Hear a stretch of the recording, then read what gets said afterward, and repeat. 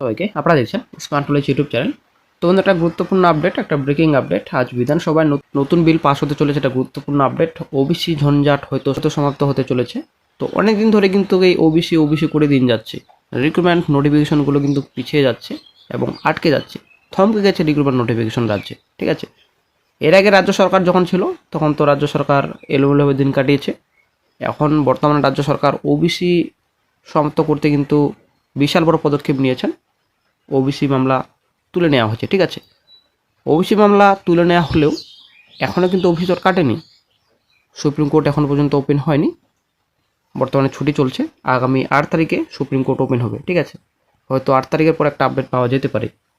সুপ্রিমের রায়ের উপর ডিপেন্ড করছে অনেকটাই, এবং অপেক্ষায় রয়েছে রিক্রুটমেন্ট বডি প্লাস রাজ্য সরকার। তো নিয়োগ প্রসেস হয়তো আর আটকে থাকবে না। আজকে একটা গুরুত্বপূর্ণ আপডেট পাওয়া যেতে পারে। পিএসসি, ডব্লিউপি সহ কেমিএসসি, আদার্সের রিক্রুটমেন্ট বডি রয়েছে, পঞ্চায়েত, ডিস্ট্রিক্ট কোর্ট নোটিফিকেশনগুলো হয়তো শীঘ্রই প্রকাশিত হবে, এবং পেন্ডিং যে রিক্রুটমেন্ট নোটিফিকেশনগুলো রয়েছে হয়তো শীঘ্রই পেন্ডিং রিক্রুটমেন্টগুলো দ্রুত এগোবে। ঠিক আছে, তো ওবিসি সংরক্ষণ কাঠামোয় বড়সড় পরিবর্তন আনতে চলেছে নবগঠিত বিজেপি সরকার। 2024 সালে মে মাসে কলকাতা হাইকোর্টের দেওয়া ঐতিহাসিক রায়ের উপর ভিত্তি করে রাজ্যে ওবিসি সংরক্ষণের পরিমাণ 17% থেকে কমিয়ে 7% করার সিদ্ধান্ত নেওয়া হয়েছে।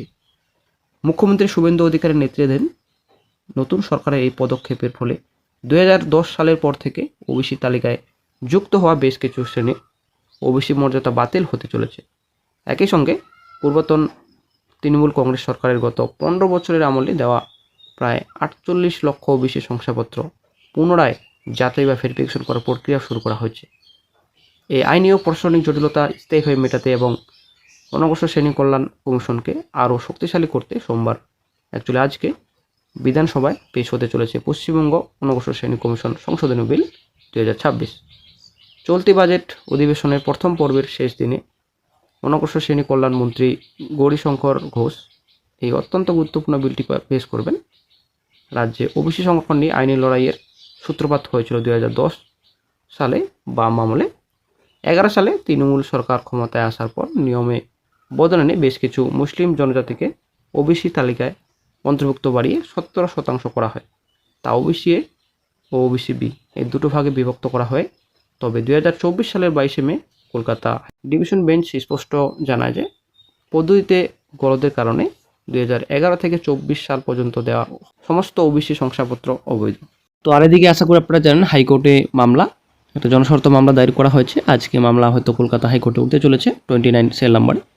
তো গুরুত্বপূর্ণ আপডেট আজকে পাওয়া যেতে পারে হাইকোর্ট প্লাস বিধানসভায়। ঠিক আছে, একটা গুরুত্বপূর্ণ আপডেট রয়েছে। রিক্রুটমেন্ট নোটিফিকেশনগুলো যেন ভবিষ্যতে দ্রুত প্রকাশিত হয়, প্লাস এই যে পেন্ডিং রিক্রুটমেন্ট নোটিফিকেশনগুলো রয়েছে দ্রুত যেন প্রসেস কমপ্লিট করতে পারে রিক্রুটমেন্ট বডি প্লাস রাজ্য সরকার। এ বিষয়ে কিন্তু অবশ্যই বড় সিদ্ধান্ত নেওয়া উচিত দ্রুত, হাইকোর্ট কিংবা রাজ্য সরকার প্লাস সুপ্রিম কোর্ট। আদালত নির্দেশ দেয় 2010 সালের আগের ওবিসি তালিকাটি বহাল থাকবে। আদালতে সেই নির্দেশ মেনে রাজ্যের নতুন সরকার একটি বিজ্ঞপ্তি জারি করেছে, যেখানে পূর্বতন জামানায় ওবিসি এ এবং ওবিসি বি ক্যাটাগরি বাতিল করে সরাসরি 7% সংরক্ষণ ফিরিয়ে আনা হয়েছে। এই নতুন তালিকায় 2010 সালের আগের মোট 66টি জনগোষ্ঠীকে মান্যতা দেওয়া হয়েছে, যার মধ্যে 11টি মুসলিম, 55টি অমুসলিম গোষ্ঠী রয়েছে। বিজেপি সরকারের অভিযোগ, পূর্বতন সরকারের আমলে দুয়ারে সরকার শিবির থেকে কোনো রকম সুনির্দিষ্ট যাচাই বা স্ক্রুটিনি ছাড়াই ঢালাওভাবে ওবিসি শংসাপত্র বিলি করা হয়েছিল। ভোট ব্যাংক রাজনীতির কারণে প্রকৃত অনগ্রসর হিন্দুদের বঞ্চিত করে নির্দিষ্ট একটি ধর্মীয় সম্প্রদায়কে সুবিধা দেওয়ার ভুরি ভুরি অভিযোগ উঠেছিল। নতুন সংশোধনী বিলের মাধ্যমে এই গোটা প্রক্রিয়াটি ঢেলে সাজানো হচ্ছে। এবার থেকে সার্টিফিকেট দেওয়ার সম্পূর্ণ প্রক্রিয়াটি অনগ্রসর শ্রেণী কল্যাণ কমিশন এবং রাজ্য সরকারের নির্দিষ্ট দপ্তরের মধ্যে সমন্বয়ের ভিত্তিতে করা নজরদারিতে করা হবে। ওবিসি তালিকা নিয়ে কোনো নাগরিকের আপত্তি বা অভিযোগ থাকলে তারা সরাসরি কমিশনে জানাতে পারবেন। কমিশন সেই আবেদন খতিয়ে দেখে যে মতামত দেবে, রাজ্য সরকার তাকে চূড়ান্ত গুরুত্ব দেবে।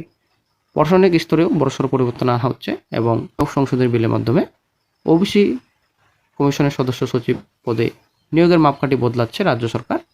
বর্তমানে সচিব স্তরের আধিকারিকদের এই পদে নিয়োগ করা হলেও নতুন বিলে জয়েন্ট সেক্রেটারি বা তার ঊর্ধ্বতন পদমর্যাদার আধিকারিকদের দায়িত্ব দেওয়া হবে।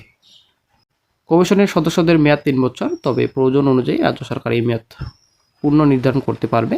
অনগ্রসর শ্রেণী কল্যাণ মন্ত্রীর বক্তব্য, বিলটি প্রসঙ্গে অনগ্রসর শ্রেণী কল্যাণ মন্ত্রী গৌরীশঙ্কর ঘোষ বলেন, মহামান্য হাইকোর্ট ও সুপ্রিম কোর্ট যে রায় দিয়েছে সেই রায়কে অনুসরণ করেই আমরা আগের যে 66টি জাতিগোষ্ঠী যাচাইয়ের মধ্য দিয়ে দেখা হবে যে আর কোন জাতিগোষ্ঠীকে ওবিসি ভুক্ত করা যায় কিনা।